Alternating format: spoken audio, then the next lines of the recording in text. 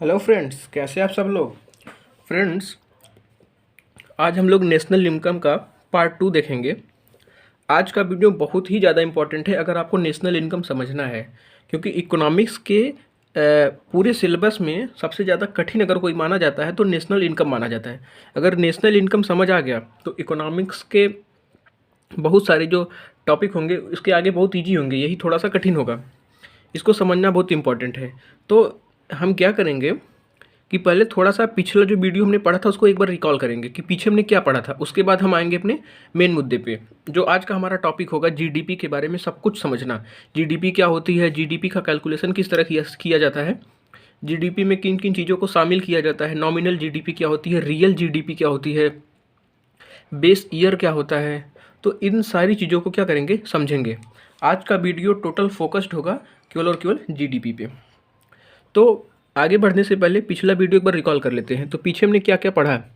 पीछे हमने पढ़ा कि जितने भी फुल फॉर्म होते थे जीडीपी, हमने क्या क्या पढ़ लिया था। जीडीपी का फुल फॉर्म पढ़ लिया था। जीएनपी क्या होता है इसको पढ़ लिया था। एनडीपी क्या होता है इसको पढ़ लिया था। एनएनपी क्या होता है इसका फुल फॉर्म देख लिया था। उसके बाद देख लिया था नेशनल इनकम का। उसके बाद पर कैपिटा इनकम का, इसका फुल फॉर्म हमने समझ लिया था। उसके बाद हमने देखा था कि फैक्टर कॉस्ट क्या होता है। फैक्टर कॉस्ट क्या होता है दोस्तों, कि कोई भी प्रोडक्ट जब कंपनी से निकलता है, कोई भी प्रोडक्ट जब कंपनी से निकलता है तो उस समय जो उसकी कीमत होती है वो फैक्टर कॉस्ट होता है। उसके बाद हमने देखा था मार्केट प्राइस के बारे में कि मार्केट प्राइस का मतलब होता है दोस्तों फैक्टर कॉस्ट पे जो कोई प्रोडक्ट निकलता है, जो वो मार्केट में आता है तो उसमें टैक्स भी जुड़ा रहता है। तो टैक्स के साथ मार्केट में अंतिम रूप से जब हम कोई चीज़ खरीदते हैं तो जिस कीमत पे मिलती है तो वो मार्केट प्राइस होता है। उसके बाद हमने देखा था दोस्तों कि ग्रॉस क्या होता है। ग्रॉस का मतलब टोटल हमने देखा था। उसके बाद हमने देखा था कि डेप्रिसिएशन क्या होता है। डेप्रिसिएशन का मतलब कि किसी भी वस्तु के मूल्य में कितना उसके मूल्य में गिरावट आई है, कितना मूल्य में उसके ह्रास हुआ है। हमने नेट कैसे निकाला जाता है, नेट निकालने का फॉर्मूला भी देखा था कि ग्रॉस में से डेप्रिसिएशन को माइनस कर देते थे तो नेट निकल जाता था। उसके बाद हमने देखा था कि डोमेस्टिक क्या होता है, डोमेस्टिक घरेलू, इसमें क्या क्या चीज़ें आती हैं। उसके बाद हमने देखा था नेशनल क्या होता है। उसके बाद हमने क्या किया था कि फैक्टर कास्ट और मार्केट प्राइस, फैक्टर कास्ट और मार्केट प्राइस के माध्यम से हम एक अच्छे रिजल्ट पे पहुंचे थे। जो एक फार्मूला हमने निकाला था कि factor cost will be equal to market price minus tax plus क्या होता था, सब्सिडी होती थी। ये हमने एक फार्मूला देखा था कि अगर हमें फैक्टर कॉस्ट निकालना है तो हम क्या करते थे कि मार्केट प्राइस में से जो टैक्स जुड़ा हुआ है प्रोडक्ट उसमें से निकाल देंगे, अगर सरकार ने कुछ सब्सिडी दी है तो उसको जोड़ देंगे। बस इतना हमने देखा था। उसके बाद हमने एक नेट का फार्मूला देखा था। नेट बराबर होता था हमारा कि ग्रॉस ग्रॉस में से हम क्या करते थे, डेप्रिसिएशन को माइनस कर देते थे। ग्रॉस में से डेप्रिसिएशन को माइनस कर देते थे तो हमें नेट मिल जाता था। इन दो चीज़ों को हम क्या कर चुके थे, देख चुके थे। ये काफ़ी इंपॉर्टेंट है। मैं बार बार इसलिए बता रहा हूँ कि ये बहुत ज़्यादा इंपॉर्टेंट है, क्योंकि जब हम जीडीपी से जीएनपी पे पहुँचेंगे, जीडीपी से किस तरह से जीएनपी, जीएनपी से किस तरह से जीडीपी निकाला जाता है, जीडीपी से जीएनपी किस तरह से निकाला जाता है, एनडीपी से एनएनपी किस तरह से निकाला जाता है, एनएनपी से नेशनल इनकम किस तरह से पहुँचा जाएगा, तो ये बहुत ज़्यादा इंपॉर्टेंट हो जाएगा। इसलिए हम इसको बार बार देख रहे हैं। एक बार हमने रिकॉल कर लिया, अब हमारा जो मेन टॉपिक है जीडीपी को समझना, उसको समझते हैं। तो समझते हैं दोस्तों जीडीपी क्या होता है। बस यही नेशनल इनकम के चैप्टर में जीडीपी को समझना बहुत ज़्यादा इंपॉर्टेंट है। बार बार उपयोग में यूज किया जाता है कि जीडीपी क्या होता है, जीडीपी क्या होता है। तो आज हम लोग जीडीपी को पूरी तरह से बेसिक टू एडवांस क्या करेंगे, इसको ख़त्म कर देंगे। पूरी तरह से जीडीपी खत्म हो जाएगा और मैं गारंटी देता हूँ कि आपको समझ आ जाएगा बहुत अच्छे से। बस एक बार पूरा देखते जाइए, लास्ट तक वीडियो को देखना है। जीडीपी का फुल फॉर्म होता है ग्रॉस डोमेस्टिक प्रोडक्ट। एक एक टर्म को समझेंगे बिल्कुल बारीकी से। Gross domestic product, GDP, G for gross, D for domestic, P for product. इसका हिंदी होता है सकल घरेलू उत्पाद। अब हमने पिछले वीडियो में देखा था कि ग्रॉस का मतलब क्या होता है। ग्रॉस का मतलब होता है टोटल। अब घरेलू का मतलब होता है कि भारत की जो सीमा है, भारत की जो सीमा है उसके अंतर्गत जो कुछ भी चीज़ें हैं। हमने देखा था कि भारत की सीमा के भीतर अगर मैं एक मैप ड्रा करूं, एक मैं भारत का अगर मैप ड्रा करूं, इस तरह से रैंडम एक मैप बना लेते हैं। बहुत अच्छा मैप तो नहीं बनेगा, फिर भी ट्राई करते हैं। एक मैप बना लेते हैं। अगर मान लेते हैं ये भारत का एक मैप है, एक रैंडम मैप बना लेते हैं। हमने क्या देखा था कि किसी भी अब जीडीपी का अगर हम परिभाषा देखें तो किसी भी देश की घरेलू सीमा के अंतर्गत, हमने घरेलू समझ लिया था कि जो भारत की जो घरेलू सीमा है, जो भारत की बाउंड्री लाइन है, वो क्या होगी, घरेलू सीमा।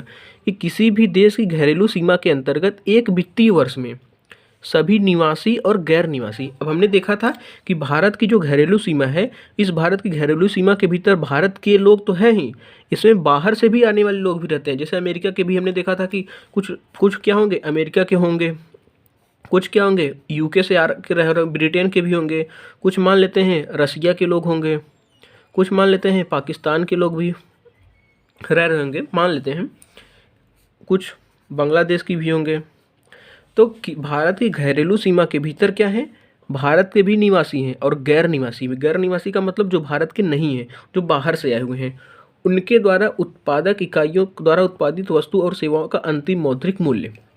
अब इसको व्यवहारिक समझते हैं कि हमने समझ लिया कि घरेलू सीमा का मतलब, घरेलू सीमा का मतलब कि भारत की जो बाउंड्री लाइन है, इस भारत की बाउंड्री लाइन में भारत के जो निवासी हैं और भारत के जो बाहर आए हैं, भारत से बाहर अदर देश के जो निवासी हैं वो भी भारत में रह रहे हैं, तो उन सभी के द्वारा जितना उत्पादन किया जाता है, उन सभी के द्वारा जितना वस्तुओं और सेवाओं का जितना उत्पादन किया जाता है, उसका अंतिम मौद्रिक मूल्य, जितनी भी भारत की एक वर्ष के भीतर, जीडीपी का मतलब एक वर्ष के भीतर, एक वित्तीय वर्ष में भारत की घरेलू सीमा के भीतर भारत के निवासियों के द्वारा और जो भारत को छोड़ करके अन्य देश के निवासी भारत की सीमा में रह रहे हैं, उनके द्वारा जितना भी वस्तु और सेवाओं का उत्पादन किया जाता है, उनका अंतिम मौद्रिक मूल्य। अंतिम मौद्रिक मूल्य क्या होता है, अभी हम इसको समझेंगे। वही क्या होता है, पूरा जीडीपी। अब जैसे मैं एग्जाम्पल समझाता हूँ आपको कि घरेलू सीमा में जैसे ये सीमा आ गई, घरेलू सीमा मतलब भारत की बाउंड्री लाइन। अब घरेलू सीमा में भारत का जो विशेष आर्थिक क्षेत्र होता है, जो यहाँ पे होता है, मैं बताता हूँ आपको। ये समुद्री सीमा है, ये भारत का समुद्री वाला क्षेत्र है। तो ये जो भारत का क्षेत्र होता है, ये वाला जो क्षेत्र है भारत का जो सीमा है, इस भारत की बाउंड्री लाइन के बाहर का जो भी क्षेत्र होता है, थोड़ा थोड़ा 200 नॉटिकल मील तक, यानी 370, इस भारत की बाउंड्री लाइन के यहाँ इसके आगे 370 किलोमीटर तक का जो क्षेत्र होता है, वो भी क्या होता है, भारत की बाउंड्री लाइन में ही आता है। तो घरेलू सीमा का मतलब ये केवल भारत की बाउंड्री लाइन ही नहीं है, भारत की बाउंड्री लाइन के अलावा 200 नॉटिकल माइल तक, जिसको हम EEZ कहते हैं, एक्सक्लूसिव इकोनॉमिक जोन, इसके अलावा ये वाले जो क्षेत्र आते हैं वो भी भारत की घरेलू सीमा में ही आता है। उसके बाद भारत के जो विदेशों में स्थित राजनयिक कार्यालय हैं, जिसको हम एम्बेसडर कहते हैं, राजदूत कहते हैं, तो वो भी भारत की घरेलू सीमा ही मानी जाती है। जैसे अगर भारत का एक राजदूत रसिया में रह रहा है, भारत का एक एम्बेसी कहाँ है, रसिया में है, तो रसिया में जो भारत की एम्बेसी है, यहाँ ये भी भारत की घरेलू सीमा ही मानी जाती है। अब जैसे मान लेते हैं भारत का कोई एयर इंडिया का प्लेन है, एयर इंडिया का कोई प्लेन है और ये अमेरिका के हवाई अड्डे पर खड़ा है, तो हम क्या कहेंगे कि अमेरिका के हवाई अड्डे पर खड़ा है, तो ये भारत की ही घरेलू सीमा है। भारत के जो हवाई जहाज़ हैं जहाँ पे खड़े होते हैं, वो भी भारत की घरेलू सीमा ही मानी जाती है, वो भी जीडीपी में कैलकुलेट किया जाता है। अब अगर मैं आपको एक एग्जांपल बताता हूँ, जैसे मैं कहता हूँ कि मान लेते हैं जो डोनाल्ड ट्रंप है, डोनाल्ड ट्रंप जो अमेरिका के राष्ट्रपति थे, ये भारत में आकर के नौकरी करते हैं। भारत में अगर आकर ये नौकरी कर रहे हैं, इसका मतलब कि भारत की घरेलू सीमा में आ गए। अब ये जितना पैसा कमाएंगे, जितना ये इन्होंने सेवाएं दी हैं, जितना सेवाएं देंगे, जितना पैसा कमाएंगे, ये किस में आएगा, भारत की जीडीपी में आएगा। क्यों? क्योंकि ये डोनाल्ड ट्रंप भारत की घरेलू सीमा के अंदर आकर के काम कर रहे हैं। ठीक है, एक एग्जाम्पल ये हो गया। दूसरा मैं अगर बताऊँ कि मान लेते हैं कि जो हमारे क्रिकेटर है सचिन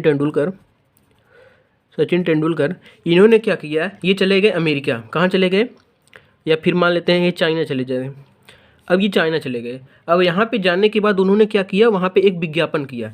अब जब ये विज्ञापन करते हैं तो इनको 1 करोड़ रुपया मिलता है।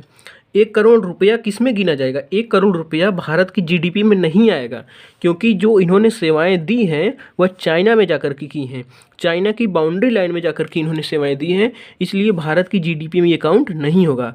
भारत की जीडीपी में काउंट कौन होगा, जो भारत की सीमा के भीतर उत्पादित होगा। अगर मैं कह रहा हूँ, एक और एग्जाम्पल देते हैं, मैं कह रहा हूँ कि सलमान खान, इन्होंने एक मूवी बनाई, इन्होंने क्या किया, एक मूवी बनाया। कहाँ पर बनाया इन्होंने? मान लेते हैं कि रसिया में चले गए मूवी बनाने। अब ये रसिया में मूवी बना रहे हैं, भारत की घरेलू सीमा नहीं है रसिया, रसिया की बाउंड्री लाइन में मूवी बना रहे हैं, और ये कमाते हैं मान लेते हैं 50 करोड़ रुपए। अब ये भारत की जीडीपी में काउंट नहीं होगा, भारत की जीडीपी में काउंट नहीं होगा, क्योंकि ये भारत की बाउंड्री लाइन के बाहर चले गए हैं। तो भारत की जीडीपी में क्या क्या काउंट होगा? भारत की जीडीपी में काउंट होगा भारत की घरेलू सीमा, जो भारत की सीमा है, भारत की बाउंड्री लाइन है, इस बाउंड्री लाइन में चाहे वो भारत के हों चाहे विदेश के हों, अगर वो यहाँ पर कमाई कर रहे हैं, यहाँ पर अपनी सेवाएं दे रहे हैं, यहाँ पर कुछ वस्तुओं और सेवाओं का उत्पादन कर रहे हैं, तो वो भारत की जीडीपी में आएगा। एक और एग्जांपल ले लेते हैं। मान लेते हैं कि एक कोई आदमी है, ये है पाकिस्तान का। अब ये पाकिस्तान का आदमी भारत में आकर के क्या करता है? एक विज्ञापन करता है। भारत में आकर के मान लेते हैं कि कुछ कंपनी चलाने लगता है। भारत में आकर के क्या करता है? कंपनी चलाता है। अब ये कंपनी चला करके मान लेते हैं 50 करोड़ रुपए कमा लेता है। अब ये जो 50 करोड़ कमाया है, ये भारत की सीमा के भीतर आकर कमाया है। भारत की सीमा में ही इन्होंने जो उत्पादन किया है, जो वस्तु और सेवाओं का उत्पादन किया है, भारत की सीमा में किया है, तो ये भारत की जीडीपी में आएगा। आई होप कि आपको समझ आ गया कि जीडीपी में किन किन चीज़ों को देखना है। जीडीपी में एक सिंपल ट्रिक ये है कि जीडीपी में क्या क्या गिना जाएगा, उसको अगर देखना है तो सिर्फ और सिर्फ इतना देखिए कि भारत की सीमा के भीतर उत्पादित किया गया है कि नहीं किया गया है। अगर वो भारत की सीमा के भीतर उत्पादित नहीं किया गया है तो भारत की जीडीपी में नहीं आएगा। भारत की सीमा के भीतर उत्पादित होना चाहिए, चाहे वो भारत का ही निवासी कर रहा हो या किसी और देश का निवासी कर रहा हो, इससे हमें कोई मतलब नहीं है। जीडीपी, इसलिए मैंने कल डोमेस्टिक का शब्द समझा दिया था आपको। डोमेस्टिक क्या होता है? डोमेस्टिक का मतलब इसमें जीडीपी में इम्पॉर्टेंट होता है कि बाउंड्री लाइन में अगर है तो भारत की जीडीपी में काउंट होगा। कौन उत्पादन कर रहा है इससे हमें कोई मतलब नहीं है, चाहे वो भारत का आदमी कर रहा हो, चाहे विदेश का कोई भी आदमी हो, यूरोप का, नेपाल का, भूटान का, म्यांमार का, बांग्लादेश का, चाइना का, किसी भी का आदमी, अगर वह भारत की सीमा के भीतर कोई वस्तु और सेवाओं का उत्पादन कर रहा है, अगर उसकी जो कीमत होगी, उसका जो मूल्य होगा, वह भारत की जीडीपी में काउंट होगा। तो आई होप कि ये आपको समझ आ गया होगा। तो अभी हमने देखा था कि घरेलू सीमा का मतलब भारत का राजनीतिक क्षेत्र भी होता है। एक्सक्लूसिव इकोनॉमिक जोन, ये वाला जो भारत का जो तटीय क्षेत्र है, इससे 200 नॉटिकल मील के आगे तक, यानी कि लगभग 370 किलोमीटर तक भी भारत का क्षेत्र माना जाता है। जितनी भी एम्बेसी हैं, जितने भी भारत के राजदूत हैं जो विदेशों में रहते हैं, वो जो क्षेत्र होता है वो भी भारत की सीमा मानी जाती है।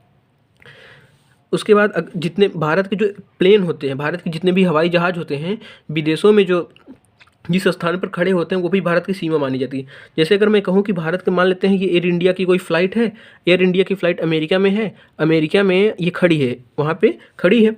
अगर यहाँ पे जो एयर इंडिया की जो एयर होस्टेस होगी, इन्होंने मान लेते हैं 100 रुपये का क्या किया, 100 रुपये की सेवाएं दी, 100 रुपये की वस्तुओं की बिक्री कर दी। जब 100 रुपये की वस्तुओं की बिक्री कर दी तो ये भारत की जीडीपी में आएगा, भारत की जीडीपी में। बस इसी को समझना है। इतना अगर समझ आ गया तो जीडीपी बहुत आसान हो जाएगा। एक बार मैं फिर से रिकॉल कर रहा हूँ। जीडीपी का मतलब होता है दोस्तों ग्रॉस डोमेस्टिक प्रोडक्ट। जीडीपी का सीधा सा मतलब एक ही होता है कि घरेलू सीमा के भीतर और एक वर्ष के भीतर। ये अगर मैं कह रहा हूँ कि हमें 2017-18 की जीडीपी कैलकुलेट करनी है, 2017-18 की जीडीपी कैलकुलेट करनी है, तो 2017-18 के भीतर के बारे में ही हम समझेंगे। अब ये हम नहीं कह सकते कि मान लेते हैं कोई अमेरिका का आदमी आया 2014 में 100 करोड़ का उत्पादन किया, 100 करोड़ की प्रोडक्ट को बेचा, 100 करोड़ कमाया, तो ये भारत की जीडीपी में 2017-18 में आएगा। नहीं, 2014 में अगर किया है, बेचा है, तो 2014 की जीडीपी में आएगा। तो ये ध्यान रखना है। जिस साल का पूछा जाएगा उसी साल का उत्पादन होना चाहिए।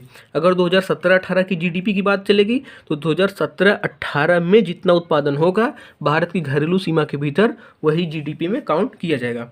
तो जीडीपी का मतलब क्या होगा? जीडीपी का मतलब होगा कि भारत की घरेलू सीमा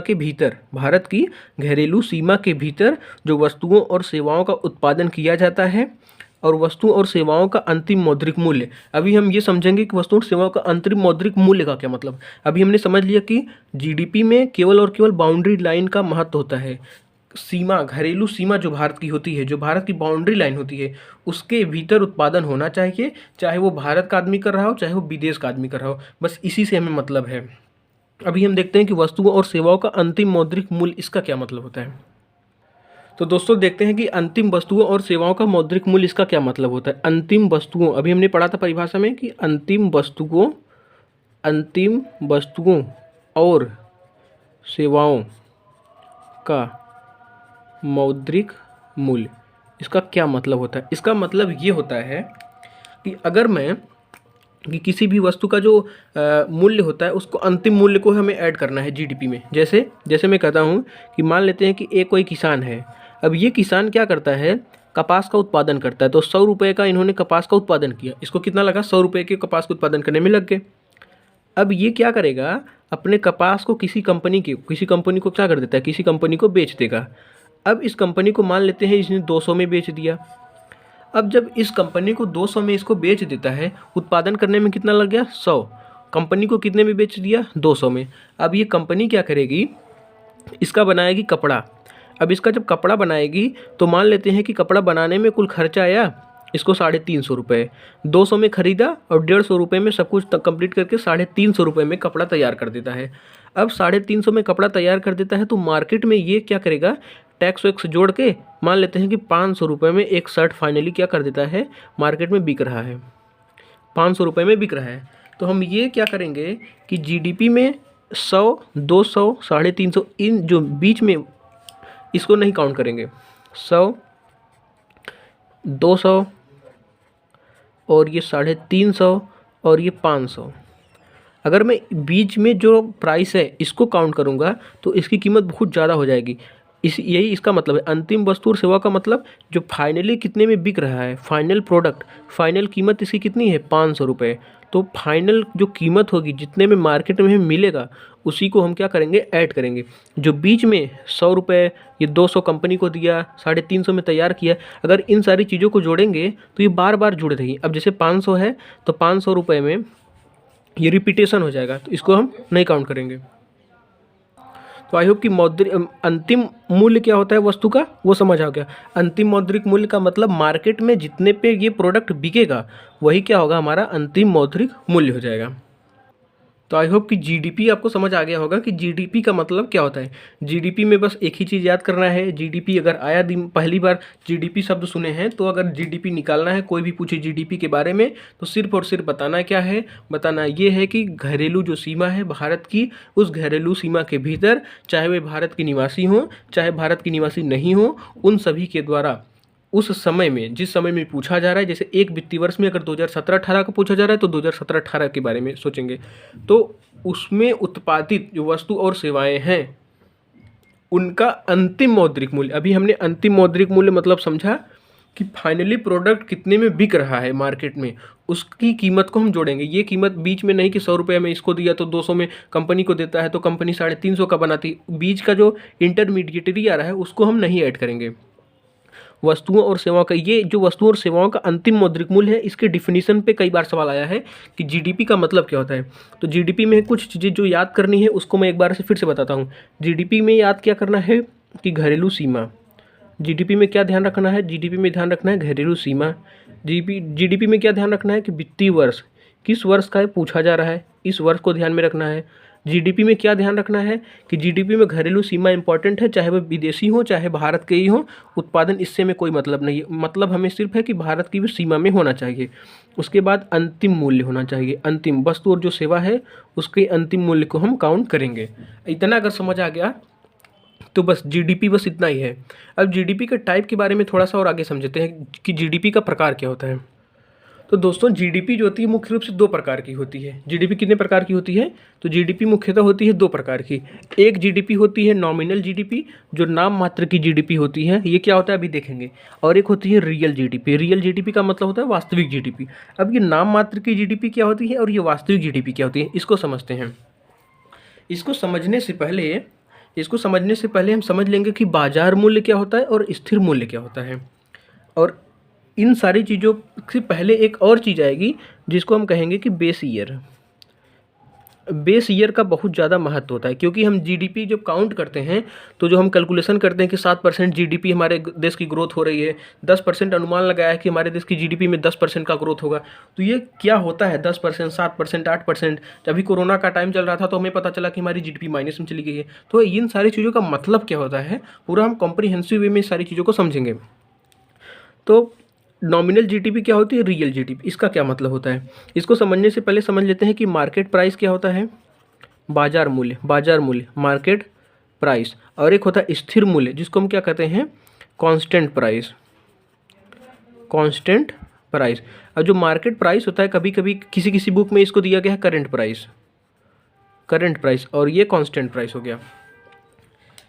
इसका मतलब ये होता है कि जैसे अगर ये कोई प्रोडक्ट है, ये प्रोडक्ट मार्केट में आज के टाइम पे कितने में बिक रहा है। अगर कोई प्रोडक्ट ए है, इस प्रोडक्ट की कीमत 100 रुपये है, इस प्रोडक्ट की कीमत कितनी है, 100 रुपये।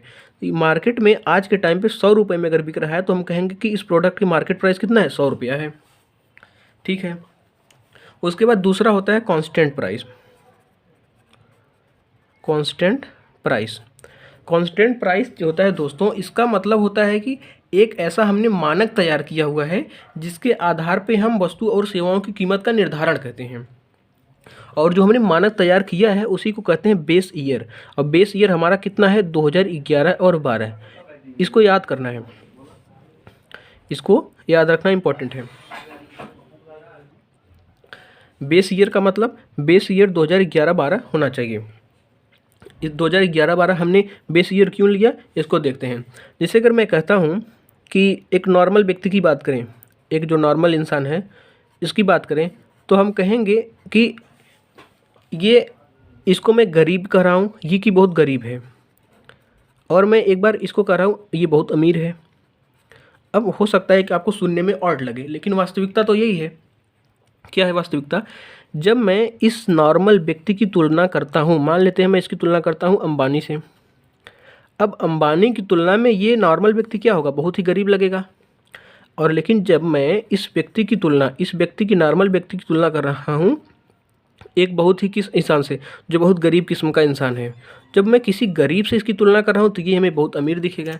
इसका मतलब ये होता है कि हम गरीबी और अमीरी का जो तैयार कर रहे हैं, एक कैलकुलेशन कर रहे हैं, जो तुलना कर रहे हैं, एक मानक के आधार पे। मानक हमारा क्या होना चाहिए, एक ऐसा होना चाहिए कि एक संतुलित पैमाना है। जैसे एक नॉर्मल व्यक्ति है, इस नॉर्मल व्यक्ति की जब मैं तुलना करूँगा, मान लेते हैं कि ग्रेट खली से, ये क्या, हमें लगेगा कि ये बहुत दुबला पतला है, बहुत कमज़ोर है, बीमार है।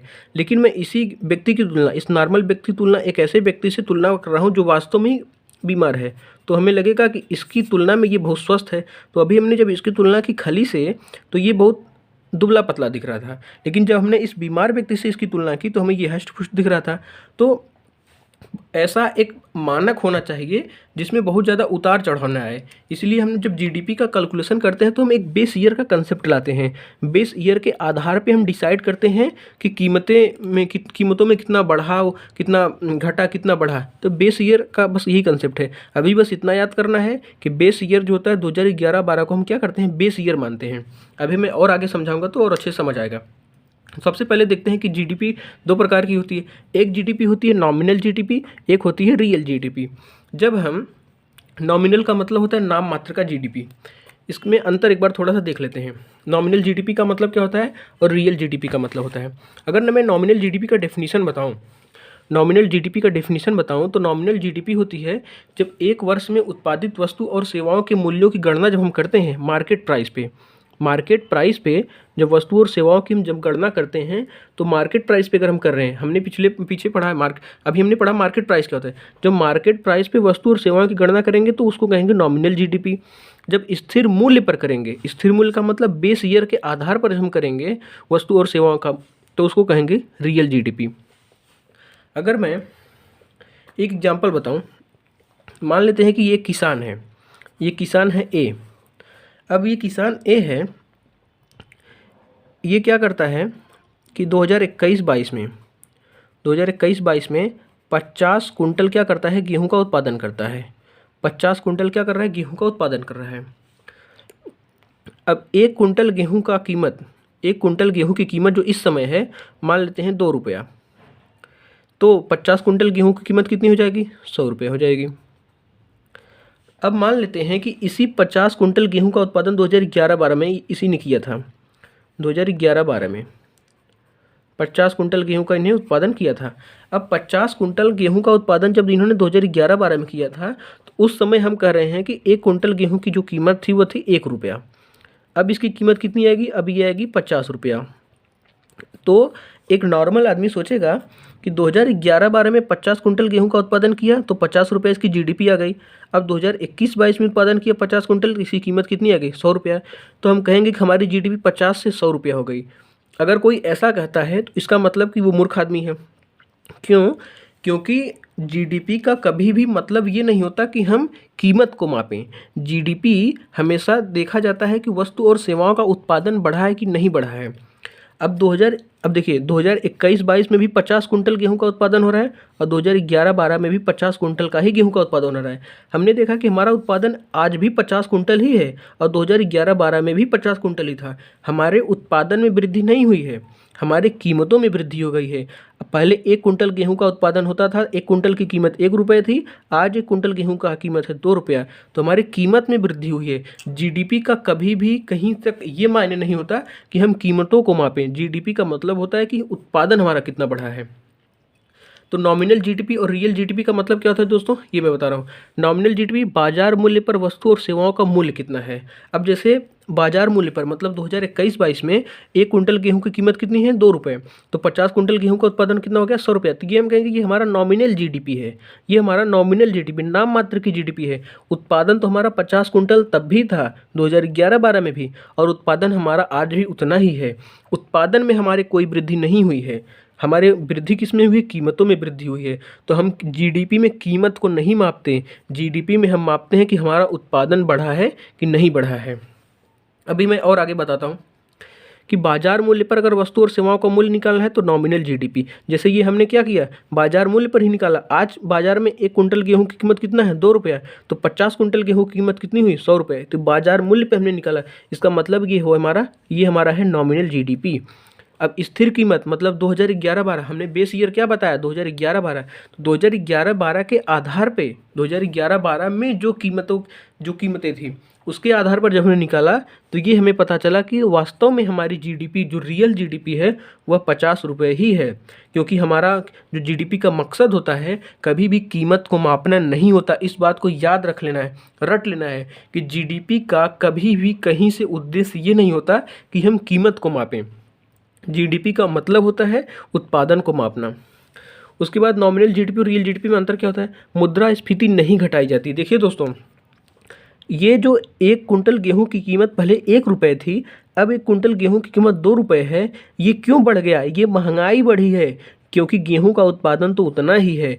ये 1 रुपया से 2 रुपया क्यों हुआ? 1 रुपया से 2 रुपया जो हुआ है, ये महंगाई बढ़ी है।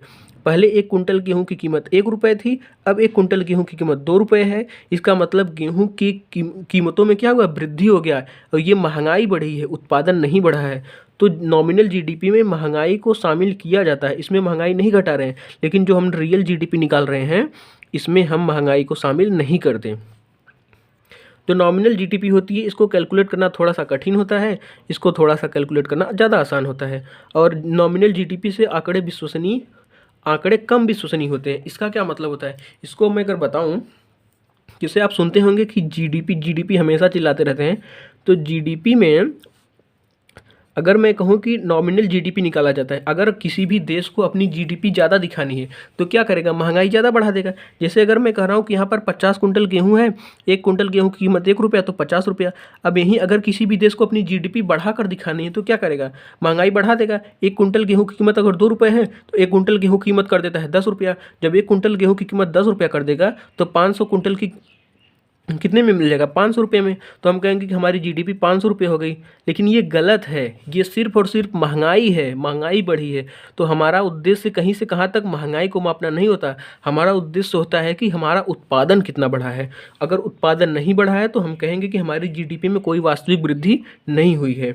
ये नॉमिनल जीडीपी और रियल जीडीपी क्या होती है, आई होप आपको समझ आया होगा।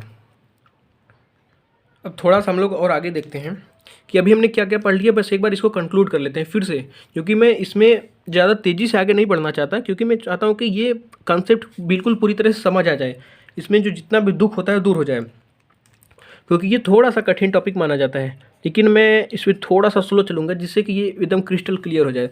तो हमने पढ़ा कि जीडीपी क्या होती है। जीडीपी में हमने देखा कि जीडीपी को मापने के लिए सबसे ज़्यादा इम्पोर्टेंट ये होता है कि एक एक वित्तीय वर्ष होना चाहिए। एक वित्तीय वर्ष देखेंगे हम लोग। उसके बाद हम देखेंगे कि भारत की जो घरेलू सीमा है, उस घरेलू सीमा में वस्तु और सेवाओं के उत्पादन का अंतिम मौद्रिक मूल्य कितना होता है। अंतिम मौद्रिक जो मूल्य है वो कितना है।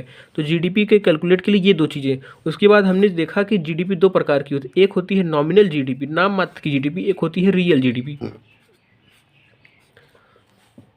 जब जीडीपी की कैलकुलेशन हम मार्केट प्राइस पे करते हैं, वर्तमान में जो वस्तु और सेवाओं की जो कीमत है मार्केट में, उसके आधार पर हम जीडीपी का कैलकुलेशन करते हैं, तो उसको हम कहते हैं नॉमिनल जीडीपी। जब हम बेस ईयर पे करते हैं, बेस ईयर आधार वर्ष पे हम कीमत का निर्धारण करते हैं, तो उसको कहते हैं हम रियल जीडीपी। इतना आई होप को आपको समझ आ गया होगा। तो जीडीपी के जो हम अब जैसे अगर इतना समझ आ गया है तो मैं थोड़ा सा और आगे आपको ले चलता हूँ। आगे मैं इस तरह से ले चलूँगा कि जैसे मैं कह रहा हूँ कि जीडीपी में जो वृद्धि दर निकाली जाती है, जीडीपी में जो वृद्धि दर निकाली जाती है, जीडीपी में जो वृद्धि दर निकाली जाती है किस आधार पर निकाली जाती है। जैसे हमने सुना है कि भारत की जो जीडीपी है 2021-22 में, 2021-2022 में भारत की जीडीपी मान लेते हैं, कुछ कल्पना कर लेते हैं 5%। ये एग्जैक्ट नहीं है, मैं कल्पना कर रहा हूँ कि 5% है जीडीपी। तो ये 5% एग्जैक्टली है क्या, इसको किस आधार पे निकाला जाता है, ये अब हमारा अगला सवाल होगा। तो अब ज़्यादा हम नहीं पढ़ेंगे क्योंकि हो सकता है कन्फ्यूजन हो जाए। मैं एक दो एग्जांपल आपको बता देता हूँ कि जीडीपी के बारे में, अगर थोड़ा सा कन्फ्यूजन होगा वो दूर हो जाएगा। बाकी ये जो किस तरह से कितना परसेंट ग्रोथ हुआ है, भारत की जीडीपी अगर 7% है, 8% है, तो इसके मायने क्या हैं, इसको हम लोग अगले वीडियो में और बेहतर तरीके से समझेंगे। अभी बस इतना समझते हैं कि जैसे मैं कह रहा हूँ कि मान लेते हैं कि ये भारत है, माइनक्राफ्ट डायग्राम बना लेते हैं, ये भारत हो गया। अब यहाँ पे कोई एक नागरिक है जो कहाँ का है, मान लेते हैं ब्रिटेन का है, यूके का है। अब यूके का नागरिक क्या कर रहा है कि भारत की सीमा के भीतर 50 करोड़ रुपए का क्या रहा है, उत्पादन कर रहा है। तो ये किसकी जीडीपी में जोड़ा जाएगा, ये जोड़ा जाएगा भारत की जीडीपी में। क्यों? क्योंकि ये भारत की सीमा के भीतर क्या कर रहा है, उत्पादन कर रहा है। ठीक है। अब मैं मान लेता हूँ कि कोई एक ऑस्ट्रेलिया का क्रिकेटर है, ऑस्ट्रेलिया का खिलाड़ी है। अब ये ऑस्ट्रेलिया का खिलाड़ी क्या करता है, भारत में जब मैच खेलने आता है, क्रिकेट खेलने, तो इन्होंने एक विज्ञापन किया किसी कंपनी का, मान लेते हैं कि रिलायंस की कंपनी का एक इन्होंने विज्ञापन किया और इसको इसके एवज में मिलते हैं 100 करोड़ रुपए। अब अगर इसके एवज में 100 करोड़ रुपए मिलते हैं तो ये किसकी जीडीपी में जोड़ा जाएगा। तो हम देख रहे हैं कि ये भारत की सीमा के भीतर, भारत की जो सीमा है, इस भारत की सीमा के भीतर आकर के विज्ञापन किया है। इसका मतलब ये भारत की जीडीपी में, किसकी जीडीपी, भारत की जीडीपी में जोड़ा जाएगा। तो जीडीपी का जो कंसेप्ट है इतना है कि एक वित्तीय वर्ष होना चाहिए, एक साल के भीतर उत्पादन होना चाहिए, और भारत की घरेलू जो सीमा है उसके भीतर उत्पादन होना चाहिए। तो बस इतना हमने समझा कि जीडीपी में क्या क्या चीज़ें देखी जाती हैं। अगर भारत का ही नागरिक विदेश में जाकर के कुछ कमाई करता है, विदेश में किसी वस्तु और सेवाओं का उत्पादन करता है, तो हम उसको भारत की जीडीपी में कैलकुलेट नहीं करेंगे, क्योंकि वो भारत की सीमा में नहीं है, भारत के बाहर की सीमा में है, तो भारत की जीडीपी में नहीं आएगा। तो आई होप कि जीडीपी क्या होती है इतना आपको समझ आएगा। बाकी जीडीपी के बारे में मैं थोड़ा सा और आगे आपको ले चलूँगा अगले वीडियो में। तो दोस्तों वीडियो कैसा लग रहा है आपको, ये कमेंट बॉक्स में ज़रूर बताइएगा, और लाइक शेयर और सब्सक्राइब जरूर करिए। ज़्यादा से ज़्यादा अपने दोस्तों को शेयर करिए, जितने भी ग्रुप आपके पास हैं उसमें आप वीडियो को शेयर करिए। और अगर आपने पिछला वीडियो नहीं देखा है तो उस वीडियो को ज़रूर देखकर आइएगा, क्योंकि बिना उसके ये सारी चीज़ें समझ नहीं आएगी। और ये थोड़ा सा कठिन माना जाता है इकोनॉमिक्स में, नेशनल इनकम को, जीडीपी को किस तरह से कैलकुलेट किया जाता है, इसको थोड़ा समझना है। लेकिन हम लोग बहुत आसानी से और बहुत बारीकी से समझेंगे एक एक चीज़ों को, और गारंटी है कि आपको समझ आएगा। तो दोस्तों मिलते हैं अगले वीडियो में, तब तक के लिए गुड बाय।